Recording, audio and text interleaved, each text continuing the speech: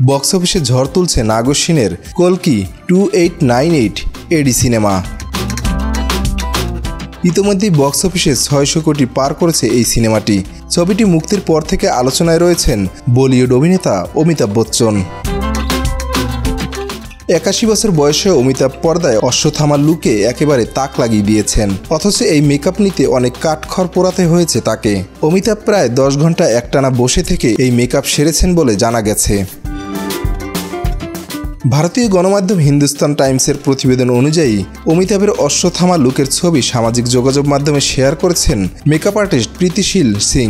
এ সময় ক্যাপশনে তিনি লিখেছেন, কল্কির পুরো টিমকে শুভেচ্ছা। বক্স অফিসে যেভাবে ঝড় তুলেছে এই ছবি তা দেখে বোঝা যাচ্ছে কল্কি গোটা বিশ্বে রেকর্ড করবে।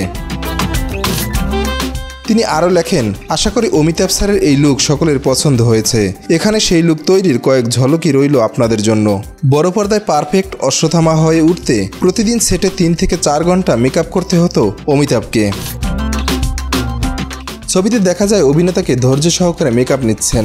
মরুভূমির টোন সহ পোশাক পরিধান করতে দেখা যায়। প্রস্থেটিক্স ব্যবহার করে বচ্চনের চেহারা আরও উন্নত হয়েছিল। তার লম্বা সাদা চুল, লম্বা দাড়ি এবং কপালে তিলক বেশ নজরে এসেছে। অমিতাভ বচ্চন, প্রভাস, দীপিকা পাডুকোন অভিনীত কল্কি 2898 এডিতে আলাদা করে নজর কেড়েছেন টলিউডের জনপ্রিয় অভিনেতা শাশ্বত চট্টোপাধ্যায়।